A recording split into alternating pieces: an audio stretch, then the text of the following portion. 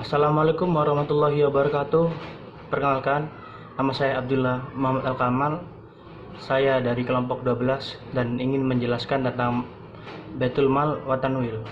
Kita akan membahas yang pertama tentang pengertian dari BMT itu sendiri. BMT sesuai namanya yaitu Baitul Mal wa Tanwil, artinya sebuah lembaga keuangan syariah yang biasanya beroperasi dalam lingkup keuangan mikro atau kecil yang mencakup dua fungsi pokok, yaitu fungsi Baitul Mal dan fungsi Baitul Tanwil. Perlu diketahui bahwa BMT sebagai transformasi dari Baitul Mal yang diadopsi dari zaman Nabi dulu, hari ini menjadi sebuah lembaga keuangan syariah yang di sisi lain masih berkutat dalam penyaluran zakat, penyaluran dana-dana sosial, tapi juga BMT menjalankan fungsi komersialnya. Itu tertera dari namanya sendiri, yaitu Baitul Mal dan Baitul Tanwil, di mana Baitul Mal berarti rumah harta. Pada zaman Nabi, rumah harta ini berarti rumah tempat mengumpulkan dan menyalurkan dana non-profit seperti dana zakat, dana sedekah, dan semacam itu. Kemudian ada istilahnya Baitul Tanwil. Baitul Tanwil ini seperti rumah usaha. Secara istilah seperti itu artinya. Kemudian apa maksud dari Baitul Tanwil itu sendiri? Baitul Tanwil itu berarti fungsi komersial dari BMT. Yang artinya BMT ini bisa untuk melakukan pengumpulan dana maupun menyalurkan dana yang berkaitan untuk mencapai profit. Jadi pada intinya BMT merupakan lembaga keuangan syariah yang secara bersamaan menjalankan fungsi sosial dan fungsi komersialnya. Selanjutnya, yang kedua adalah pembahasan tentang BMT dalam perspektif waktu atau dalam perspektif sejarah. BMT, perlu diketahui bahwa BMT ini salah satu lembaga keuangan syariah yang paling tua di Indonesia. Poin sejarahnya, titik-titik sejarahnya bisa kalian lihat di gambar ini. Yang pertama, titik sejarah yang pertama adalah pada tahun 1980, di mana berdiri sebuah koperasi jasa keahlian teknos di ITB yang dipelopori oleh Remas Masjid di ITB, yang kemudian seiring berjalannya waktu ternyata koperasi ini juga berguna bagi anggotanya dan juga bermanfaat bagi masyarakat ITB tentunya. Saat itu bertransformasi menjadi BMT, Baitul Mal wa Tanwil, pada tahun 1984. Ide pendirian BMT ini sendiri merupakan sebuah giroh atau semangat yang ingin dibangun oleh mahasiswa ITB kala itu. Semangat berupa semangat Islam untuk syiar, yaitu menghidupkan kembali sistem keuangan Islam. Dan zaman dulu kan adanya Baitul Mal. Dan tentu tuntutan hari ini yang mau tidak mau sebuah usaha harus diikuti dengan profit, menjadikan mereka mahasiswa ITB ini berkompromi dengan kekakuan masa lalu, yaitu lembaga keuangan yang cuma berkutat pada lembaga sosial, tapi mereka juga berinisiatif untuk membuka sebuah lembaga keuangan syariah yang juga bisa memiliki fungsi komersial yang dinamai BMT saat itu. Kemudian hingga hari ini BMT mengalami banyak sekali perkembangan. Hingga hari ini BMT menjadi lembaga keuangan syariah yang memiliki cabang-cabang pendirian yang besar sekali angkanya. Bahkan mungkin bisa melebihi jumlah dari perbankan syariah, yang nyatanya perbankan syariah ini lebih populer daripada BMT. Selanjutnya kita akan membahas tentang dasar hukum BMT itu sendiri. BMT sebagai lembaga keuangan syariah sejatinya tidak memiliki payung hukum yang khusus yang spesifik membahas BMT, melainkan BMT juga KSPPS berada di dalam satu payung hukum di dalam Undang-Undang Perkoperasian. Sedangkan Undang-Undang Koperasian ini perlu diketahui bahwa ini merupakan landasan hukum untuk berdirinya BMT. Sedangkan untuk operasional BMT itu sendiri, BMT cenderung seperti perbankan, yaitu terdapat funding dan juga lending. Bedanya pada BMT ini tidak memiliki produk khusus seperti giro, seperti di perbankan. Tapi untuk produk tabungan, produk penyaluran pembiayaan di BMT itu juga ada seperti di bank. Dan perlu ditekankan bahwa BMT sebagai lembaga keuangan mikro atau kecil itu dananya tidak bisa sebesar di perbankan. Oke, kembali ke pembahasan dasar hukum BMT. Yang pertama perlu kita ketahui bahwa terdapat 3 pokok dasar hukum yang BMT gunakan. Yang pertama, landasan hukum konstitusi. Yang kedua, landasan hukum dari Al-Quran. Kemudian yang ketiga, landasan hukum dari hadis. Yang pertama, tentang landasan hukum konstitusi atau kenegaraan. BMT memiliki beberapa dasar hukum.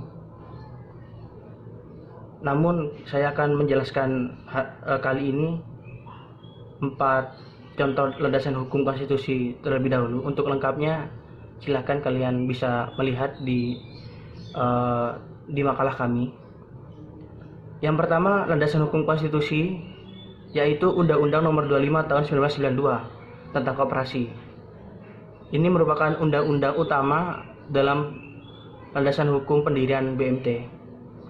Yang kedua, PP Peraturan Pemerintah Nomor 9 Tahun 1995. Yang ketiga, Undang-Undang Nomor 38 Tahun 1999 tentang pengelolaan zakat yang merupakan undang-undang yang mengatur operasional BMT terutama dalam pengelolaan zakat. Yang keempat, terkait undang-undang atau landasan hukum tentang BMT dari keputusan-keputusan menteri atau Kepmen. Dalam hal ini Menteri Koperasi dan UKM mengenai koperasi jasa keuangan syariah dan lain-lain. Karena sebenarnya banyak landasan hukum dari BMT itu sendiri yang mendasari pendirian dan juga operasional BMT. Yang lebih lengkapnya terdapat di makalah kami. Selanjutnya, dasar hukum BMT yang berlandaskan Al-Quran.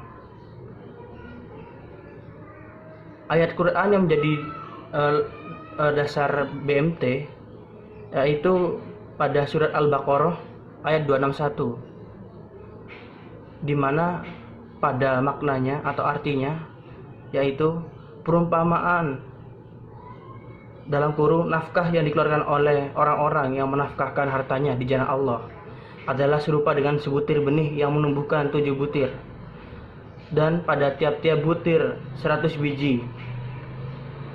Allah melipat gandakan ganjaran bagi siapa yang Dia kehendaki, dan Allah Maha luas lagi Maha mengetahui. Jika kita bedah lebih dalam lagi makna dari surat ayat ini lebih kepada secara umum, yaitu adanya keharusan untuk seorang muslim untuk bersedekah, yaitu mengeluarkan nafkah, di mana nafkah ini dalam bentuk sedekah yang dikeluarkan itu bisa menjadi kebaikan bagi muslim itu sendiri. Dan BMT di sini berlandaskan Al-Quran. Ayat ini bermaksud bahwa BMT sebagai pengelola zakat juga ingin menghidupkan atau memaknai Islam lebih dalam lagi, yaitu dengan fungsi pengelolaan zakatnya tadi. Kemudian yang ketiga yaitu dasar hukum berdasarkan hadis, yang artinya sesungguhnya Allah Azza wa Jalla berkata, "Aku adalah pihak ketiga bagi dua orang yang melakukan syirkah, selama salah seorang di antara mereka tidak berkhianat kepada mitranya.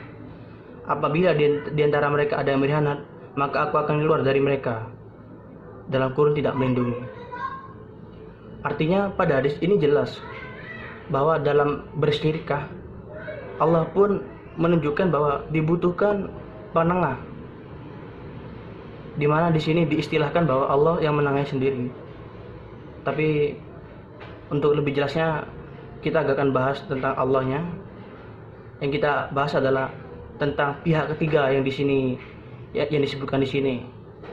Artinya apa? Bahwa pihak ketiga memang diperlukan dalam suatu syirkah atau suatu serikat komersial atau usaha, yang dimana BMT juga sebagai lembaga keuangan syariah menjadi sebuah lembaga penengah antara sohibul mal dan nasabah.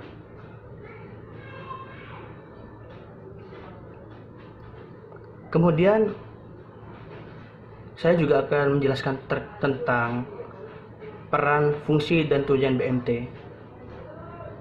Peran BMT ada 4. Yang pertama, identifikasi dan kemudian peningkatan kualitas SDM internal dari BMT itu sendiri. Kemudian pemanfaatan potensi masyarakat dan penyedia jasa keuangan atau middleman tadi atau penengah. Selanjutnya pada fungsi BMT,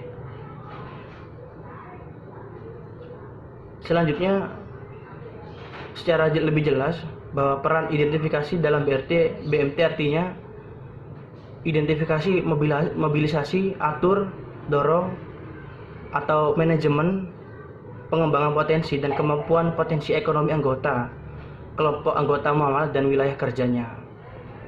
Jadi BMT memanage seluruh aspek baik itu anggota dan sekitarnya agar lebih bisa dimanfaatkan bersama. Yang kedua, peningkatan kualitas. Artinya apa? BMT berperan untuk meningkatkan kualitas sumber daya insani atau manusia yang menjadi anggota BMT agar lebih profesional dan islami dalam menjalankan tugasnya sebagai pengurus dari BMT. Lebih jauh lagi, diharapkan bahwa sumber daya manusia yang ditempa di BMT ini akan lebih utuh dan tangguh dalam menghadapi persaingan global. Kemudian peran selanjutnya yaitu pemanfaatan potensi masyarakat. Artinya BMT berperan sebagai starter atau pemantik untuk mengembangkan potensi masyarakat, terutama dalam kegiatan ekonomi, dan tentu juga pada akhirnya akan meningkatkan kesejahteraan anggota. Yang keempat, peran BMT itu sebagai penyedia jasa keuangan. Seperti yang kita katakan barusan, bahwa BMT sebagai lembaga keuangan adalah penengah antar nasabah-nasabahnya.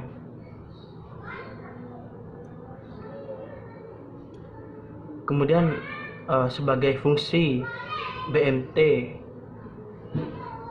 yang juga tidak hanya menjalankan fungsi komersialnya, melainkan juga fungsi sosial, BMT juga sebagai penengah dalam penyaluran dana sosial. Seperti BMT bisa menjadi amil zakat, BMT bisa menjadi rumah donasi, BMT bisa. Tapi tetap pada penekanan bahwa pengumpulan dana dari pengumpulan yang jelas untuk dana sosial ini tidak bisa dan tidak boleh dimanfaatkan untuk kepentingan komersial. Kemudian tentang fungsi BMT,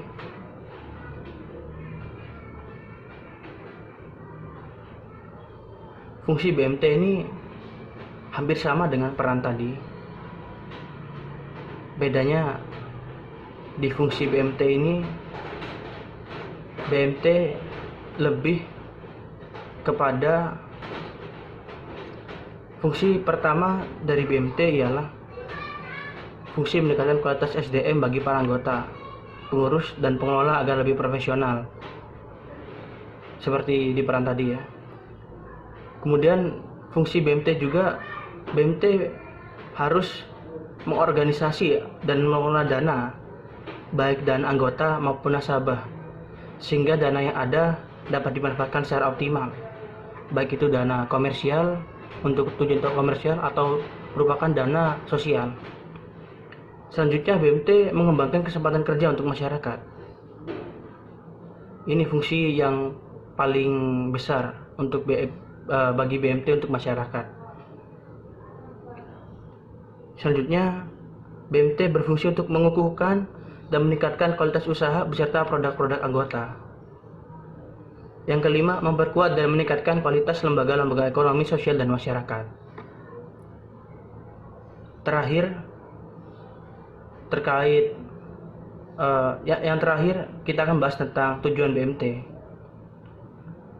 Tujuan BMT yang pertama ialah sebagai penghimpun dan penyalur dana, di mana BMT dapat mengelola uang tersebut untuk meningkatkan utilitasnya dan diharapkan akan didapatkan surplus atau hanya sebagai tempat yang aman untuk menyimpan uang tanpa mengelola uang itu sendiri. Yang kedua, BMT mampu menciptakan serta menyalurkan likuiditas. BMT sebagai lembaga keuangan syariah dapat menciptakan sebuah sistem atau alat pembayaran yang sah dan mampu memberikan kemampuan untuk memenuhi kewajiban suatu lembaga atau perorangan. Yang ketiga, BMT diharapkan dapat menghadirkan atau menciptakan sebuah lapangan kerja baru, sehingga memberikan pendapatan pada calon pekerja baru, baik itu usaha di BMT sendiri maupun usaha hasil kerjasama BMT, yang pada nantinya diharapkan BMT bisa memberikan kesejahteraan bagi masyarakat dan anggotanya. Yang keempat, BMT mampu memberikan informasi kepada masyarakat umum mengenai risiko, keuntungan, dan peluang yang ada pada lembaga BMT itu, dengan harapan terjadi pembangunan dan geliat perekonomian. Yang kelima, BMT sebagai wajah Islam yang baik dan bermanfaat dalam ranah perekonomian nasional, dan diharapkan BMT pula mampu untuk menjadi representasi dari wajah syariah Islam, terutama dalam perekonomian, yang menunjukkan bahwa ini loh ekonomi Islam yang baik dan juga menguntungkan sesama. Saya Anissa Solihawati akan mempresentasikan tentang perbedaan antara BMT dengan koperasi konvensional. Nah, yang pertama dari aspek dasar hukum, dari BMT ini masih belum jelas karena BMT ini memiliki undang-undang yang sifatnya belum diresmikan oleh pemerintah dan masih berpayung pada undang-undang perkoperasian. Nah, kemudian pada koperasi konvensional sudah jelas perbedaannya, yaitu dasar hukumnya dari Pancasila, kemudian Undang-Undang 1945 Pasal 33 ayat 1, kemudian Undang-Undang Nomor 12 Tahun 1967 tentang pokok-pokok perkoperasian. Kemudian aspek yang kedua adalah dari modal. Nah, dari BMT ini penyetoran modal awal disetorkan kepada bank syariah. Kemudian dari koperasi konvensional, penyetoran modal awal disetorkan kepada bank pemerintahan. Kemudian dari aspek syarat pendirian, dari BMT ini didaftarkan di kantor wilayah Kementerian Industri dan Perdagangan. Kemudian dari koperasi konvensional, didaftarkan di kantor wilayah Kementerian Koperasi. Kemudian dari aspek struktur organisasi, nah di sini BMT lebih banyak daripada koperasi konvensional. Di antaranya dari BMT sendiri yaitu ada Dewan Pengurus, kemudian ada Dewan Pengawas Syariah atau DPS, kemudian Dewan Pengawas Manajemen, kemudian pengelola atau manajer staf akuntansi, dan lain-lain. Kemudian dari koperasi konvensional yaitu hanya pengawas. Kemudian dari aspek penghimpunan dana yaitu BMT memiliki wadiah dan mudharabah. Kemudian dari koperasi konvensional hanya tabungan dan simpanan berjangka. Kemudian aspek selanjutnya adalah dari penyaluran dana. Nah, di sini BMT memiliki qard atau qardul hasan, kemudian musyarakah, mudharabah, murabahah, salam, istisna, dan ijarah. Kemudian penyaluran dana dari koperasi konvensional hanya utang piutang. Kemudian aspek yang selanjutnya adalah fungsi sosial. Nah, fungsi sosial dari BMT sendiri adalah penyalur dana infak, zakat dan sedekah atau yis, serta mal. Sedangkan untuk yang koperasi konvensional itu tidak ada. Kemudian aspek keuntungan. Keuntungan dari BMT sendiri adalah melalui bagi hasil. Kemudian yang koperasi adalah melalui bunga. Nah, kemudian ada produk-produk dari BMT. Nah, produk yang pertama adalah produk simpanan. Nah, di sini BMT mempunyai mudharabah, yaitu simpanan atau tabungan yang diperuntukkan bagi anggota pada koperasi dengan akad mudharabah mutlaqah yang fleksibel dan memberikan bagi hasil sesuai syariah. Kemudian ada tilmizun. Tilmizun ini merupakan simpanan khusus untuk anak usia sekolah yang penyetorannya dan pengambilannya dapat dilakukan sewaktu-waktu, ringan, bebas biaya, administrasi, dan diutamakan kebutuhan sekolah. Nah, simpanan ini membantu sekali untuk mendidik anak-anak menjadi mandiri dan gemar menabung. Kemudian ada produk fitri. Nah, produk fitri ini merupakan simpanan untuk keperluan Idul Fitri yang setorannya dapat dilakukan sewaktu-waktu dan pengambilannya hanya bisa dilakukan menjelang hari raya Idul Fitri. Kemudian ada produk walimah. Nah, simpanan ini merupakan simpanan yang digunakan untuk membantu menyiapkan dana untuk kebutuhan walimah, dapat disetorkan setiap waktu dan pengambilannya hanya dapat dilakukan pada saat menjelang pelaksanaan walimah. Kemudian ada akikoh. Di sini akikoh merupakan simpanan yang direncanakan untuk mempersiapkan akikoh buah hati yang penyetorannya dapat dilakukan sewaktu-waktu dan diambil menjelang akikah dilaksanakan. Kemudian ada juga kurban. Nah, simpanan ini terprogram untuk yang ingin melakukan ibadah kurban pada saat hari raya kurban. Nah, dengan sistem setoran cukup ringan dan rutin selama 11 bulan, kita telah melakukan ibadah kurban di hari raya kurban. Kemudian ada juga investasi berjangka. Nah, simpanan investasi ini dalam jangka waktu 1-3 bulan ke atas dengan tingkat nisbah bagi hasil hingga 70% dari laba operasional untuk anggota. Nah, setoran minimalnya itu 1 juta rupiah. Kemudian ada beasiswa. Simpanan untuk mempersiapkan dana pendidikan hingga perguruan tinggi dengan tingkat bagi hasil yang memuaskan. Dengan simpanan beasiswa ini dapat merencanakan pendidikan yang terbaik bagi anak-anak. Nah, setoran awal minimal itu Rp100.000. Kemudian ada sejahtera. Simpanan ini membantu untuk merencanakan keuangan di masa depan dalam dalam jangka waktu tertentu dengan sistem setoran rutin setiap bulan. Nah, setoran awalnya ini minimal Rp100.000. Kemudian juga ada simpanan haji, merupakan simpanan yang diperuntukkan untuk ibadah haji dengan fasilitas dana talangan agar mendapatkan porsi keberangkatan haji. Kemudian ada produk pembiayaan. Di sini produk pembiayaannya adalah mudharabah, musyarakah, kemudian baik bisamanil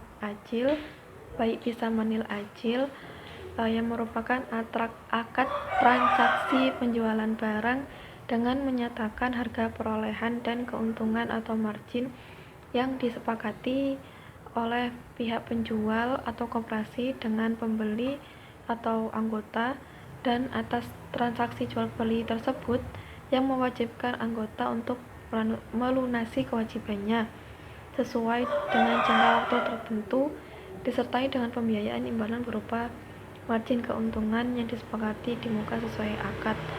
Kemudian ada kepemilikan barang, yaitu pembiayaan yang diberikan kepada anggota, calon anggota, dan anggota partisipan untuk pembelian barang-barang konsumtif dan diterima berupa barang langsung.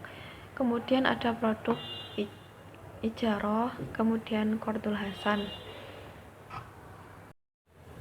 Nah, kemudian ada skema mekanisme dari BMT sendiri. Nah, bisa dilihat di makalah skema operasional BMT. Skema operasional BMT ini ada penyaluran dan juga pengumpulan dana. Di antaranya penyaluran dana ini ada produk mudharabah dan juga musyarakah yang kemudian diperolehnya bagi hasil. Kemudian juga ada murabah dan bai' bisamanil ajil yang kemudian diperolehnya margin. Kemudian juga adalah qard dan qardul hasan yang kemudian diperolehnya infak. Nah, penyaluran dana ini kemudian diproses ke biaya operasional yang kemudian menghasilkan sisa hasil usaha. Sisa hasil usaha ini sebagian disisihkan untuk cadangan koperasi yang kemudian disalurkan kepada anggota yang memberikan modal kepada BMT. Nah, modal dari anggota ini masuk kepada penghimpunan dana, yaitu yang menjadi modal dasar, contohnya simpanan pokok khusus, simpanan pokok, dan simpanan wajib. Kemudian di penghimpunan dana juga ada simpanan sukarela bagi hasil, contohnya seperti mudharabah, pendidikan, haji, umroh, kurban, berjangka, dan lain-lain yang kemudian ada bagi hasilnya. Kemudian juga ada simpanan sukarela atau titipan, contohnya seperti simpanan. Nah, kemudian ada juga simpanan sukarela titipan berupa simpanan wadiah amanah dan simpanan wadiah dhamanah yang kemudian menghasilkan bonus. Kemudian kita mengambil studi kasus pembiayaan bermasalah di KSPPS BMT Amanah Ummah Surabaya. Nah, seringkali terjadi permasalahan pembiayaan dalam suatu lembaga keuangan. Salah satunya di BMT ini, di BMT Amanah Ummah Surabaya ini, di mana adanya keterlambatan dalam pembayaran angsuran oleh nasabah yang telah jatuh tempo. Banyak yang menjadi faktor permasalahan ini dikarenakan ketidakpastian nasabah untuk mengembalikan modal yang telah diberikan sesuai dengan ketentuan yang telah disepakati oleh kedua belah pihak.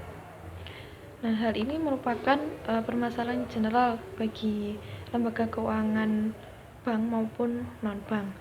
Nah, peningkatan dan pengembangan sistem dan kualitas sudah dilakukan oleh lembaga ini, namun belum menutup kemungkinan terjadinya suatu di masa yang akan datang.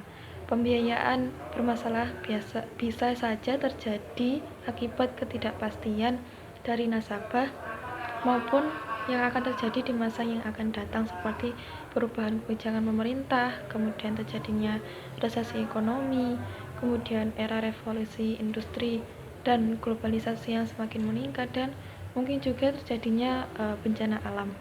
Nah, di KSPPS BMT Amanah Ummah ini membagi dua faktor yang menyebabkan terjadinya non-performing financing ini, diantaranya adalah faktor ekstern dan juga faktor intern. Nah, dengan adanya pengkerucutan masalah ini akan menghasilkan titik temu yang akan menyelesaikan masalah yang terjadi maupun yang akan terjadi. Pada faktor